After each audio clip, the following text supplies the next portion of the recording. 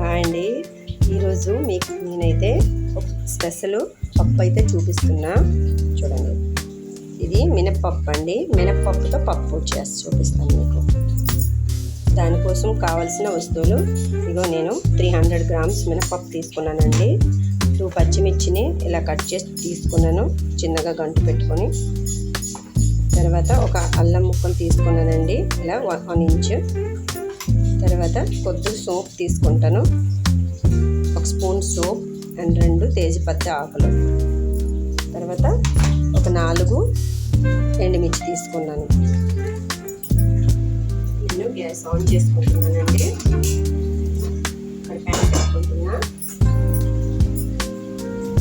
ప్యాన్లో పప్పులు వేస్తున్నా.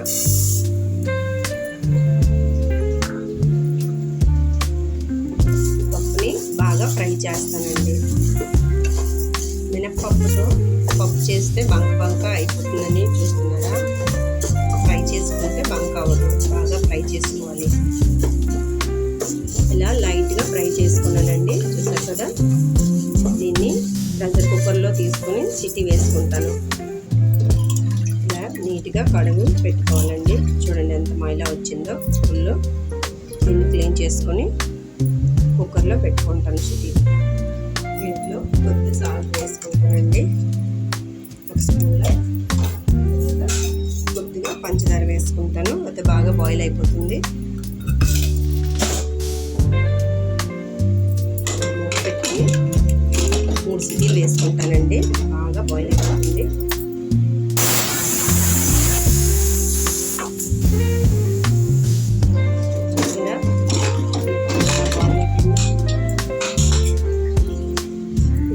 బాగా మెత్తగా ఉడకపెట్టకూడదండి, దీంట్లో ఇలాగా బ్రేక్ చేసుకోవాలి. వైపు కొద్దిగా వాటర్ని మరగబెట్టుకుంటాను.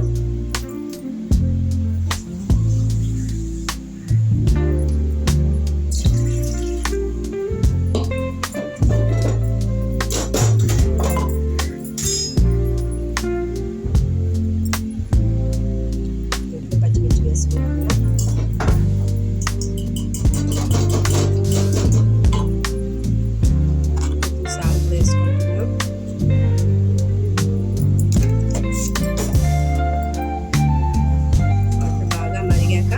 పప్పులు వేసుకుంటానండి. ఈ వాటర్ని పప్పు ఇలా అయిందండి, చూసారా. దీంట్లో పసుపు వేసుకుంటాను.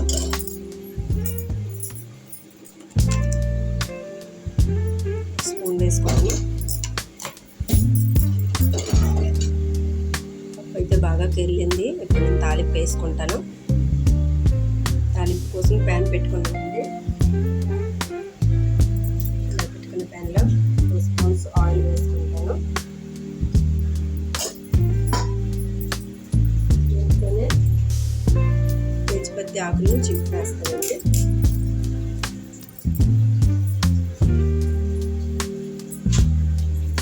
తర్వాత ఎండుమిర్చిని కట్ చేసి వేస్తాను కదా.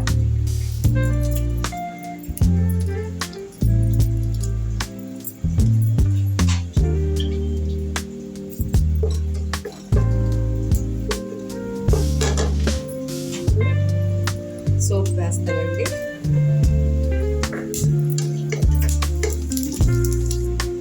ఇప్పుడు అల్లంని ఇలా గ్రేట్ చేసి వేస్తాను.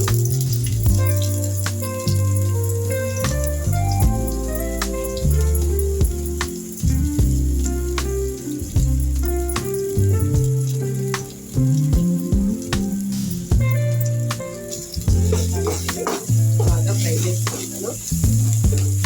దీంట్లో బాయిల్ చేసుకున్న పప్పుని వేస్తానండి.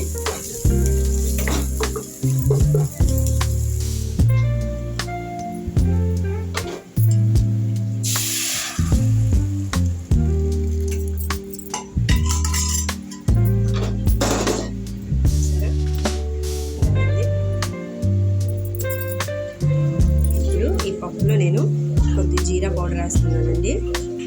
జీలకర్ర గుండని 1 స్పూన్ వేసుకుంటున్నా. బాగా కలిపి సాల్ట్ చూసుకుంటాను. చూసారా ఇలా అయింది మన మినప్పప్పు. దీన్ని తీసుకొని చూపిస్తాను. చూసారా మన ఎమ్మి పప్పు, మినప్పప్పు అండి. ఇక్కడ కొలైడ్డాల్ అంటారు. చూసారా ఎమ్మి మన మినప్పప్పు. ఇలా మీరు కనుక చేసినట్టయితే మినప్పప్పు చాలా బాగుంటుందండి. మినప్పప్పుతో ఇడ్లీలే కాదండి, ఇడ్లీలు, దోశలు, అప్పాలు ఇవే కాదు, ఇది కూడా చేసుకోవచ్చు పప్పు.